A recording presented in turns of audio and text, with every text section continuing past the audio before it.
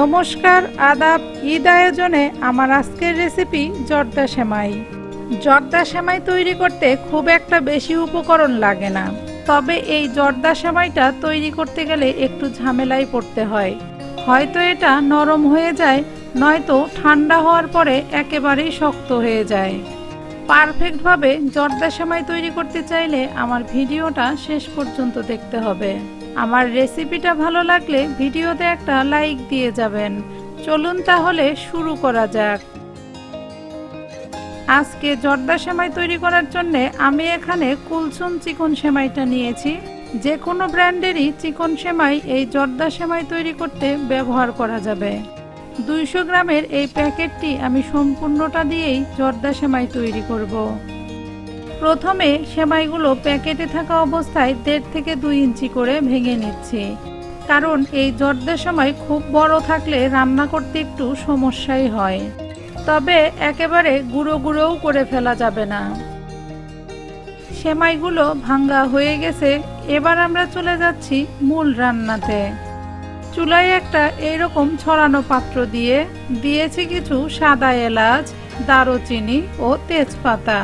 এবার দিয়ে দিচ্ছি 1/4 কাপ ঘি। এই ঘি আমি বাড়িতেই শর্ট থেকে তৈরি করেছি। আপনারা যদি শর্ট থেকে ঘি তৈরি করতে চান, আমার ভিডিওর ডেসক্রিপশন বক্সে ঘিয়ের লিংক দেওয়া থাকবে, চাইলেই দেখে নিতে পারবেন। দিয়েছি 2 টেবিল চামচ কিশমিশ ও 2 টেবিল চামচ কাঠবাদাম, কাজু বাদাম। তবে আপনাদের পছন্দ অনুযায়ী যে কোনো বাদামই এখানে ব্যবহার করা যাবে। চুলার হিটটা খুব লোতে রেখে এগুলো একটু ভেজে নিব। চুলার আঁচ কোনোভাবেই হাই রাখা যাবে না, তাহলে কিন্তু বাদাম আর কিশমিশগুলো পুড়ে যেতে পারে। কিশমিশ আর বাদামগুলোকে মোটামুটি 30 সেকেন্ড ভাজার পরে এবারে দিয়ে দিচ্ছি ভেঙে রাখা সেমাইগুলো। তবে আমি যে সেমাইটা নিয়েছি এটা কিন্তু ভাজাই থাকে।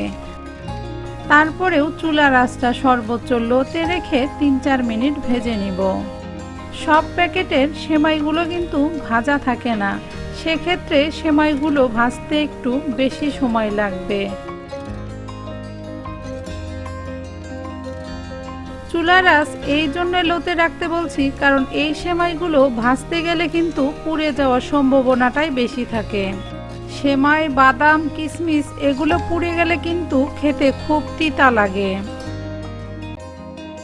এই সেমাইটা ঘি দিয়ে তৈরি করার চেষ্টা করবেন, কারণ ঘি দিয়ে তৈরি করলে এই সেমাইটার ফ্লেভারটা অনেক সুন্দর আসে, খেতেও অনেক মজাদার হয়।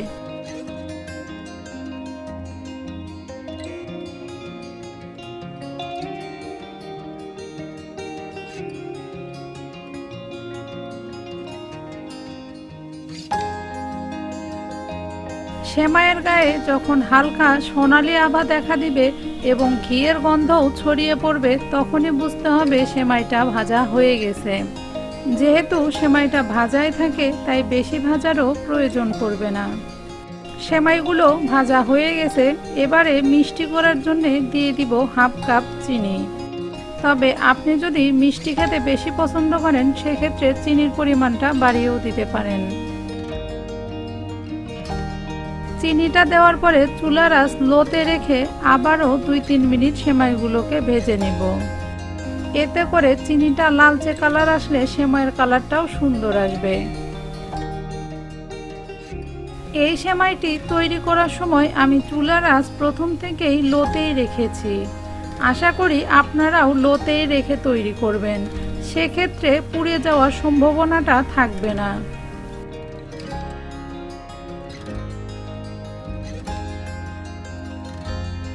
চিনির সাথে সেমাইগুলো ভাজা হয়ে গেছে ও চিনি থেকেও হালকা জল বের হয়ে এসেছে। সেটা বুঝে আমি এখানে 1/2 কাপ জল দিয়ে দিচ্ছি।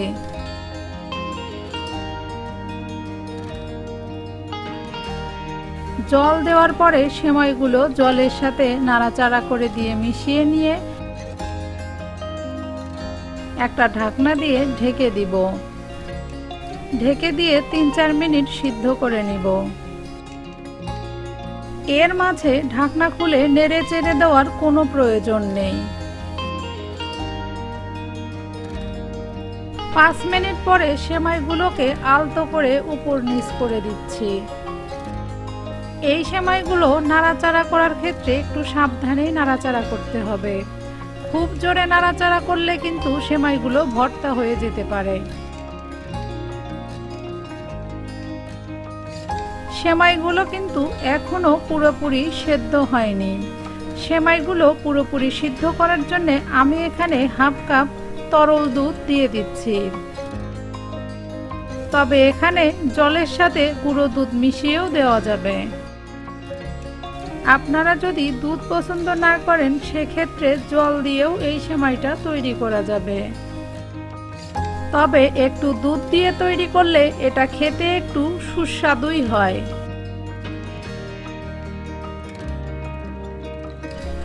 এখানে একটা কথা না বললেই নয়, বিভিন্ন ব্র্যান্ডের সেমাই কিন্তু বিভিন্ন ধরনের হয়ে থাকে, তাই জল দেওয়ার সময় একটু বুঝে শুনেই দিতে হবে। সেমাইগুলো দুধের সাথে মিশিয়ে নেওয়া হয়ে গিয়েছে। এবার একটা ঢাকনা দিয়ে ঢেকে দিয়ে চুলার আঁচটা সর্বোচ্চ লোতে রেখে আবারও 2 থেকে 3 মিনিট সিদ্ধ করে নিব।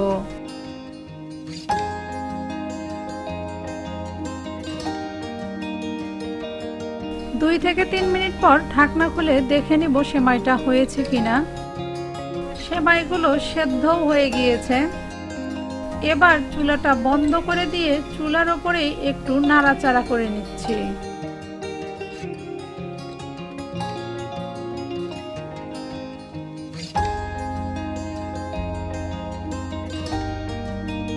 এইভাবে নাড়াচাড়া করলেই দোলা দোলা অংশগুলো খুলে যাবে। সেমাইগুলোকে আরো ঝরঝরে করার জন্য কাঁটা চামচ দিয়ে এইভাবে ছাড়িয়ে নিতে হবে। জর্দা সেমাই রান্না করার সময় একটু নরমই থাকে। এইভাবে কাঁটা চামচ দিয়ে হালকা করে ছাড়িয়ে নেওয়ার পরে ঠান্ডা হলে কিন্তু বেশ ঝরঝরেই হয়ে যায়। তৈরি হয়ে গেল ঝরঝরে জর্দা সেমাই। আমার এই ঝরঝরে জর্দা সেমাই রেসিপিটা আপনাদের কেমন লাগলো অবশ্যই কমেন্টস করে জানাবেন। আপনাদের প্রতিটা লাইক ও কমেন্টস কিন্তু আমাকে অনেক উৎসাহ দেয়। আমার প্রতিটা রেসিপি পাওয়ার জন্য চ্যানেলটি সাবস্ক্রাইব করে পাশে থাকা বেল বাটনটি ক্লিক করে রাখুন। আমি এই জর্দা সেমাইটা কিছু চেরি ফল কুচি দিয়ে সাজিয়ে নিয়েছি। আজকে এখানেই শেষ করছি। ভালো থাকবেন সবাই। ধন্যবাদ ভিডিওটা দেখার জন্যে।